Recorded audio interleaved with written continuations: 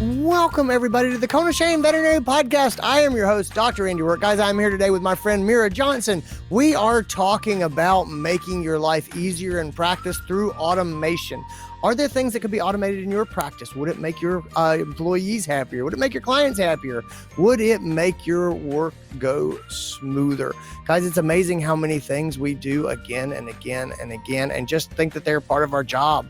Boy, we get those things automated and it's just one less thing to do. And boy, ounces make pounds. Your time adds up. A little bit of time on a task that we do again and again and again. Ultimately, over the course of a year, that's a lot of time. And so anyway, I'm a big fan of automation. I'm thinking a lot in systems these days and how to make things flow more smoothly. And then also how to make it so that I enjoy my job and I'm doing new and interesting things and things that I'm good at and required for, and not so much things of just rote process that honestly could be taken off my hands and just done by an app. So anyway, that's what we're talking about today, guys. I hope you'll enjoy it. Let's get into this episode. This is your show. We're glad you're here. We want to help you in your veterinary career. Welcome to the Cone of Shame with Dr. DrAndyRoark. Welcome to the podcast, Mira Johnson. How are you? Good. How are you? I'm doing really good. I'm glad that you're back. For those who don't know you, you are a CVPM, Certified Vet Practice Manager, and a CPA, an accountant at JF Bell Group. You have been on the podcast before. You did a podcast with me about embezzlement in veterinary medicine recently. That was really, really interesting and got a lot of interest. I really enjoy you. I read your writing in today's veterinary business, and you and I are right now kind of doing the conference thing together as we were at VMX and we're going to Western. And so I'm excited to get to see you in person and to travel a bit and kind of be in your orbit. So thank you for being here. Thank you for having me. I'm super excited about this topic. It's my passion, business automation. So it's business automation. Now you talked about this a little bit last year at WVC, and then you've got an article about it as well. But I think this is really interesting. I'll tell you where I'm coming from in this is, as a business owner and a generally very busy person, there's a lot of talk about efficiency. And so I'm really in this place in my life, and it's because we're adding a lot of new employees, and the company I run, Uncharted, is really growing a lot. We're really thinking in systems and automations, and it's just been something that I have really been stretching my mind and learning a lot about and getting really into. And so I think this is a fascinating topic. When we say business automations, why don't you start there and go ahead and define terms for me and just open up at a high level?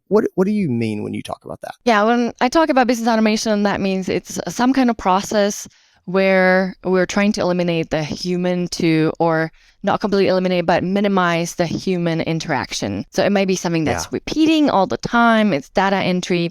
It's mostly the boring stuff that is coming and going all the time when some kind of event happens. For example, like you said, or have a growing team. So it's the hiring part, the onboarding employees, paperwork that's related with it, and stuff like that. So you're trying to eliminate the human from the process or to minimize it. And I think that helps also with accuracy. So that's a big part for me, that not that you are only automating it, but also you're eliminating because we're all humans and we all make mistakes. Yes. Oh yeah, I completely agree. Okay, so we start talking about the veterinary practice, and this is really interesting to me. The things that pop into my mind that I see a lot are, in our pharmacy, in our workflow in pharmacy, from people getting refills, things like that. There's booking appointments, online scheduling, things like that. I geek out about all of these things. I do not think that we're going to be replaced by robots. I am not afraid of artificial intelligence. I really am not. I think these are tools that make people. Basically, they do the parts of the job that we don't want to do, that are not fun, that are just sort of tedious things and where people make mistakes.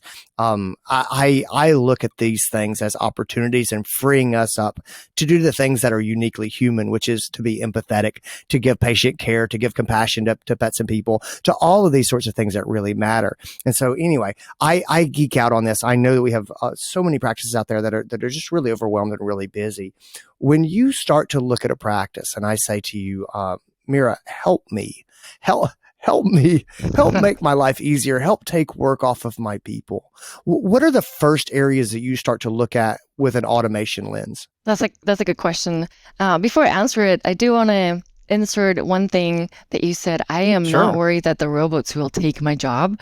So there's actually a website that's called willrobotstakemyjob.com, and you can put your profession in there and say, is that really going to happen? So willrobotstakemyjob.com, and when you put payroll and timekeeping clerks and auditors and bookkeepers, it will come back with saying, you are doomed. Done and done. Yeah. That is just hilarious. But for veterinarians, you guys are not doomed, which is great news, right? So no, you're correct. Your job will not be replaced by robots. But back to your question. So when I look in the practice, I try to see what is the parts that are the bottlenecks, or what is the parts that maybe the practice owner does not like to do. How long does it take? So I like to look at the hiring process. How long does it take to hire a person? When we have a lot of practices that have recently had a lot of turnover. So when the new hire comes in, you give them the W-4 to fill out, then you give them the handbook to read, or whatever your process is. But there's usually lots of paperwork, and that employee, the new hire, is tied up for sometimes even a full hour till they go through all their papers. And sometimes the HR manager or the practice manager, depending on the size of the practice, will sit that person and go through the employee handbook, explain stuff and stuff like that. So I think that's a time that's not well spent, in my opinion. This can be all done electronic before that new hire walks through the door. So I like to completely agree. Automate that part first. Yeah, that totally makes sense to me. I talk a lot about practice efficiency and looking at how practices run, and I think you hit. There's three things that I like to look at, and I'm just curious how you feel about these when I lay them out. So the three flags for me, I'm a big believer in looking at what you do in a day, and so one of the exercises I always tell people to do, and I honestly do this, and I do it every couple of years. I usually get one of the big flip charts, right? Like one of the big wall Post-it notes, and I'll keep it for a couple of days, and I write down everything that I do for a couple of days, and I do my personal life in there as well, because let's be honest, like my life doesn't separate out. I picking up the kids is part of my day, and cooking dinner is part of my day, and like. I just look at my life as one whole, and that's what I do in the clinic. It's what I do at home. It's what I do, is my hobbies, things that I write them all down. And I think most of us, that may sound really silly, but most of us never audit our life and our time and what we really do. But I think it's so important because it gives me clarity on like, oh boy, I do a lot of things. And then there's three things that I really look at, right? What are the biggest time sucks? Meaning like, where am I spending a lot of time that I don't feel good about? The next one is, what do I repeat over and over and over again? Like I'm doing the same thing again and again and again. And the last thing is, what do I just not enjoy? And I am looking at those things, and I am looking to delegate those things away. Just like this is a ton of time, and someone else could do it. And so I need to figure out how to make that happen. This is, I am just repeating this again and again and again. And that does not make sense. And I think that's the biggest flag for automation. But I also really like your point of just going, I just don't enjoy this. I don't like doing it.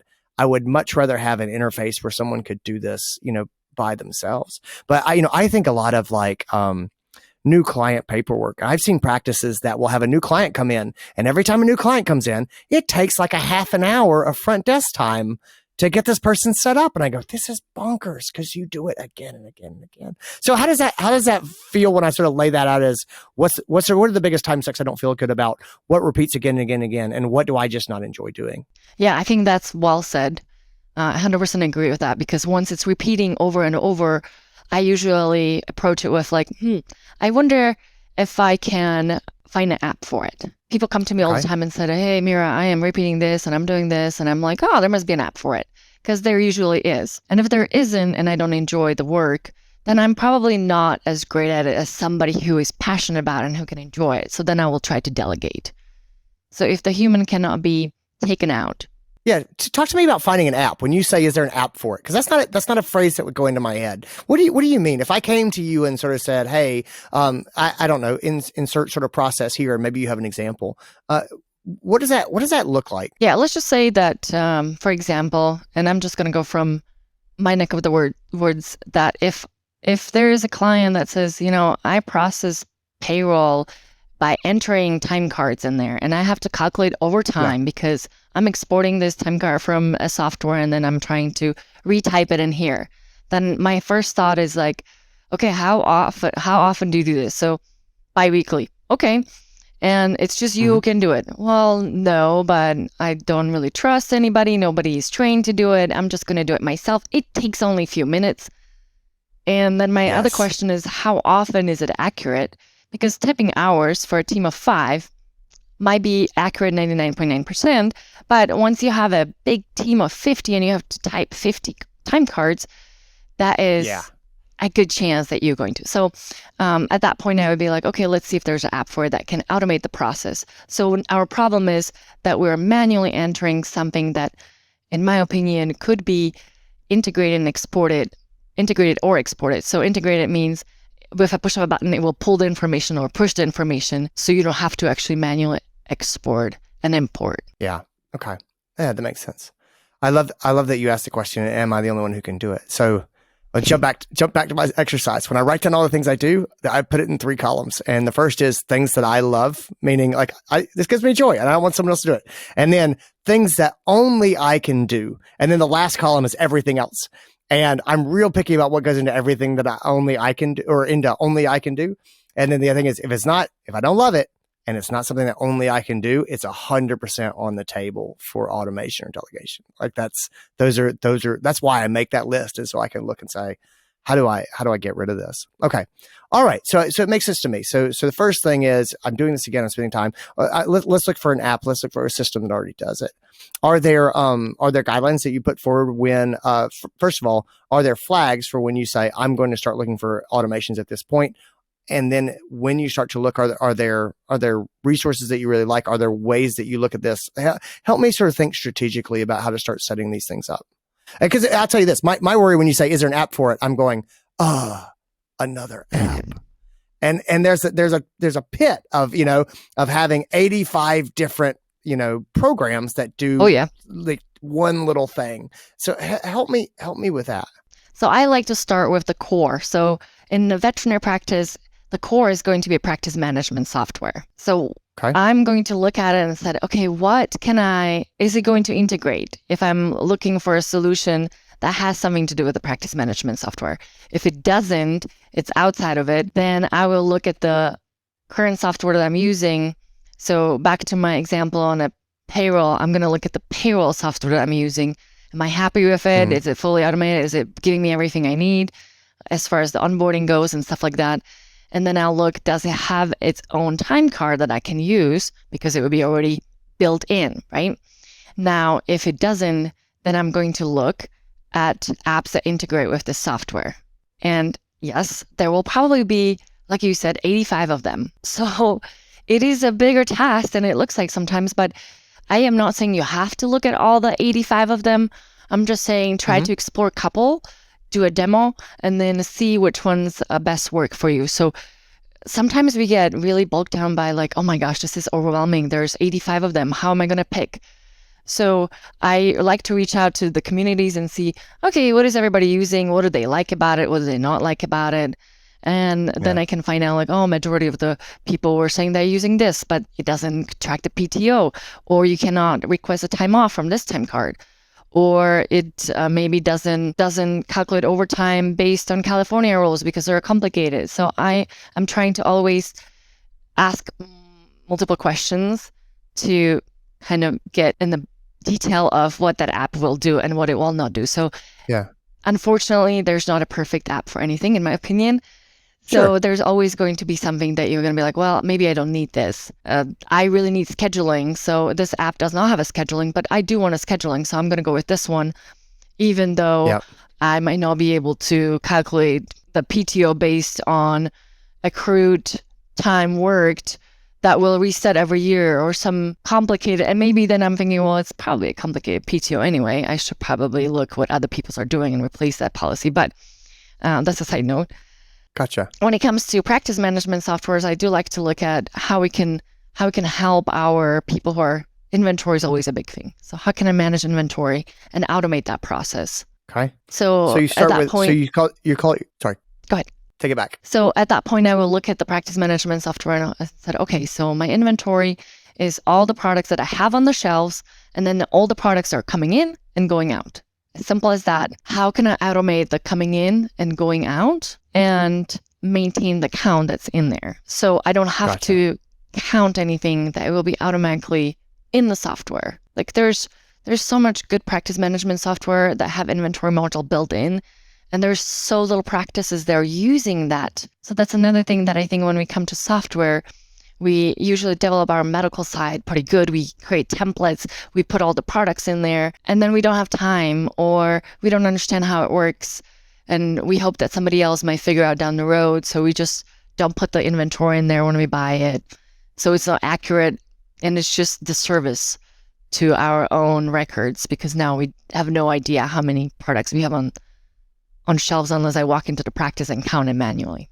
Yeah, that totally makes sense.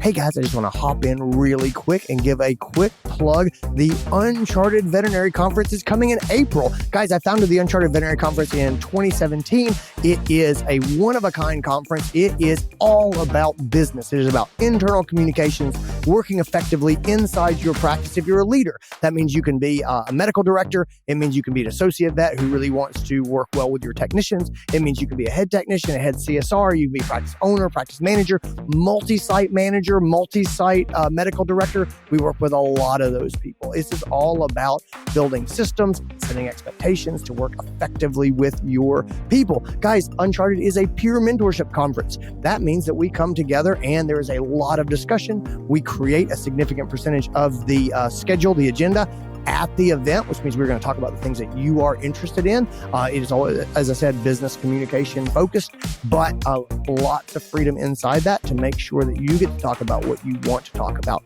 We really prioritize people being able to have one-on-one conversations, to pick people's brains, to get advice from people who have wrestled with the problems that they are currently wrestled with. We make all that stuff happen. If you want to come to a conference where you do not sit and get lectured at, but you work on your own practice, your own challenges, your own growth and development, that's what Uncharted is. Take a chance. Give us a look. Come and check it out. It is in April. I'll put a link in the show notes for registration. Ask anybody who's been. It's something special. All right, let's get back into this episode. So talk to me a little bit about areas of opportunity for most practices in their PIMS, because you put your finger on something that I really liked, and you kind of blew my mind. Absolutely. Practices look at their PIMS and go, how do we get our medical records the way that we want? How do we get the patient care things set up and things like that? And there's much less emphasis put on setting up the business side of the PIMS. When you think about how practices are using their PIMS, are there patterns that you see? Are there really area of opportunities that you see people missing a lot of times? Talk to me about that. Yeah, I think the biggest part is that the lots of PIMS are now integrated with other softwares. So not just from the medical side. So I can see that some people are like, well, I know my lab does integrate, but I haven't figured out the integration. It's probably complicated and it's not going to work. Or maybe they tried it and it didn't work the way they wanted. So they kind of dropped their trying. But at that point, I would reach out to the vendor, and sometimes it can be really frustrating because they're like, well, it's not working because the other software is not set up right. So reach out to the other software. And then you reach out to your PIMS and they're like, no, you need to reach out to your lab. They will help you set it up. So sometimes there's the back and forth, which can be really frustrating. But that is like one of the things that if you have to pull your X-ray from that it downloads the image to your computer and then you have to upload it to your practice management software, that is repetitive task. How many times do we attach it to a different patient? How many times do we not attach it at all because we forgot and we open it and we discuss it with the client and then we didn't put it in there? So I think those are the low-hanging fruit that I think will save you time, and it will get your accuracy rates up. And other things there with the vendors integration. So if I'm buying from a big vendor, I would like to look if they do integrate, or if I'm using a platform that combines all the vendors and you buy from only that platform, you can also possibly integrate that platform. So every time when you purchase something, let's just say I order vaccines, and that when the purchase order is placed inside of the practice management software, and then you receive it inside of the practice management software, your quantities automatically update. Instead of somebody, when the invoice arrives, they're like, okay, we got the vaccine, so there is 25 rabies, and I will go ahead and enter them as received in the computer. Again, you're receiving, putting in the computer, while that can be done with one push of a button or sometimes automatically. Yeah. No, that absolutely makes sense. I resonate with your point about, you talk to the PIM system and they say, no, it's the lab. And the lab is like, no, it's the PIM. And you go, this is a slog. And that brings me to sort of my next question. So sometimes we look at these sort of automations or opportunities for automation and you go, this seems like a headache. It seems like, you go, this is going to be a nightmare to figure out. And so there's a time investment in setting this up. The other thing is when we talked about apps and you say, well, surely there's a software that does this or a package that does this. Well, you generally have to pay for those, right? So it's a subscription package or it's a purchase upfront or things like that. A lot of people that I work with, and I've had this problem before too, they have a hard time understanding return on investment for automation or knowing what it is. So if someone says, hey, we'll do this, but here's the service and this is what it costs. And I go, am I better off doing that? Or am I better off, doing the kind of broken or roundabout, like workaround that I've done in the past? Do you have a way of looking at automation where you kind of do return on investment calculations where you say, this is worth X dollars? And I'm willing to pay for this service? Or is it sort of a gut feel for you where you try to say, boy, I really don't like doing this, so I'm willing to pay more? Talk to me kind of about calculating return on investment before you go in on automation, because you're going to get pushback when you say, hey, I want to do this differently. And the regional director or your manager, whatever your field leader says, I don't know that makes sense to make that purchase. How do you look at those things? Yeah, I think if there's an easy way to calculate the time that you spend on it, that's probably the easiest way to convince somebody that it will have, it's much easier to just pay for the subscription than do it yourself. So for the payroll runs, that's easy because you can be like, well, it takes me 30 minutes to run payroll for 50 people. It can take me 5 minutes to do that if everything is aligned.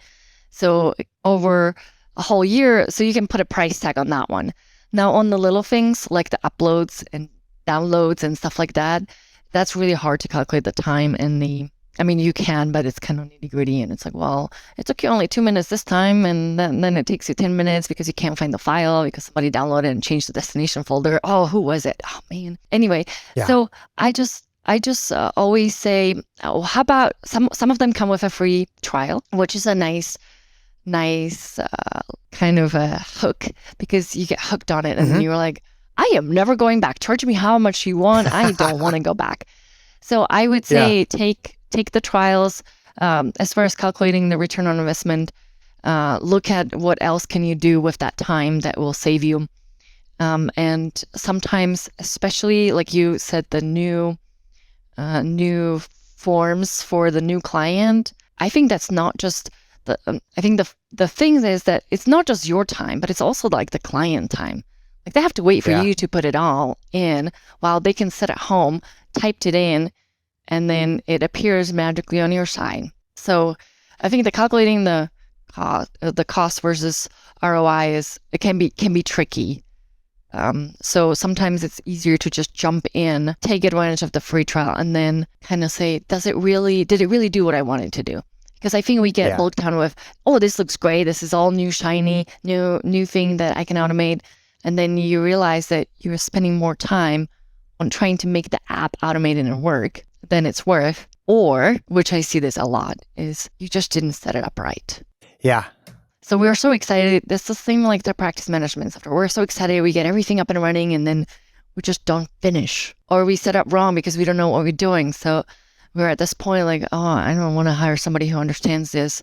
Like all the softwares usually have some kind of learning specialist or consultant that they can, it's either free or it's a paid service that they can help you with And I think those are the best money you'll ever spend because you'll never have that problem. Yeah.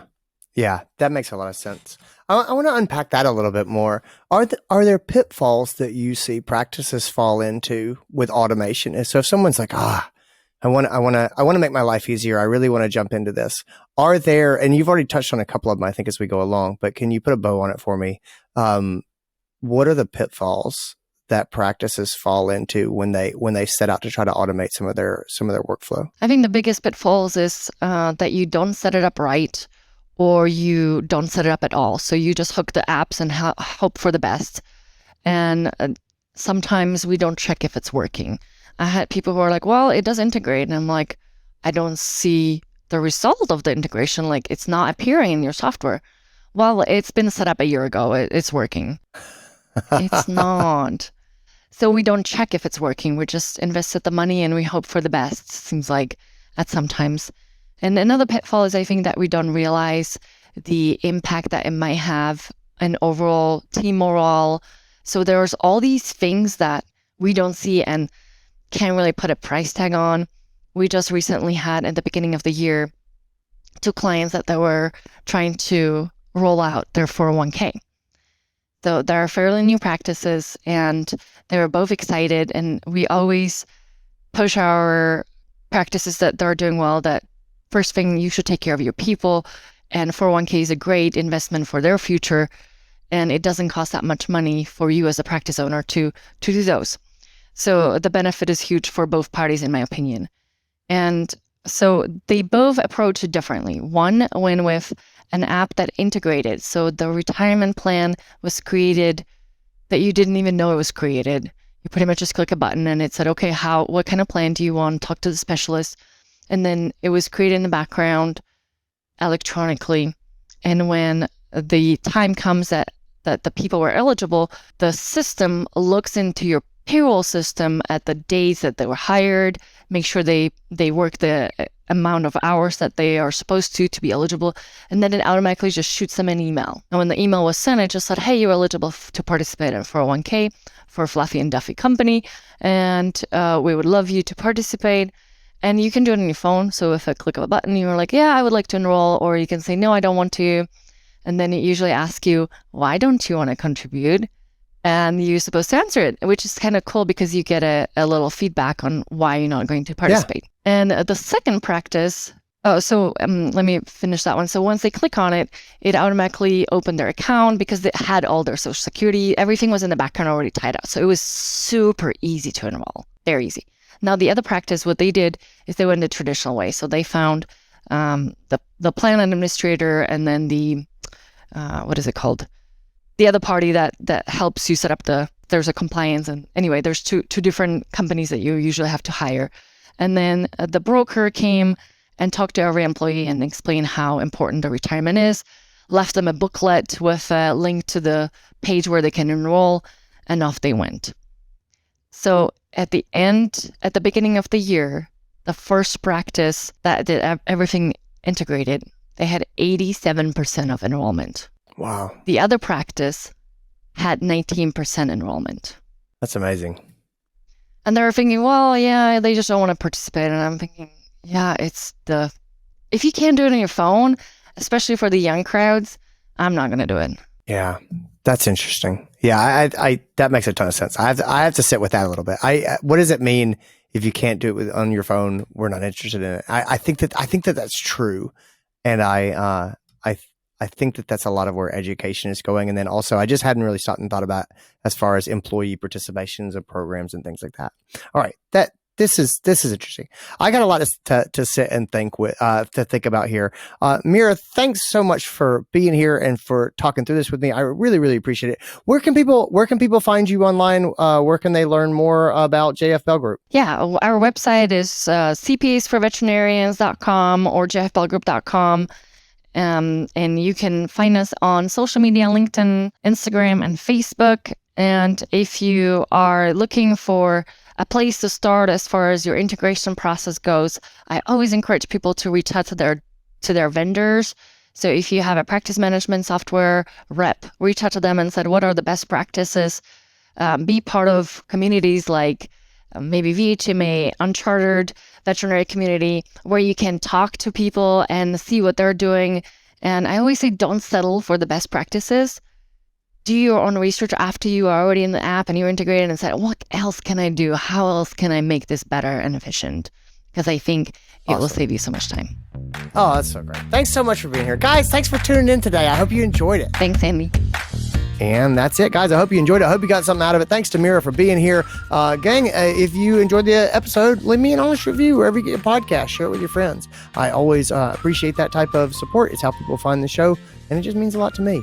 Gang, take care of yourselves. Be well. I'll talk to you soon. Bye.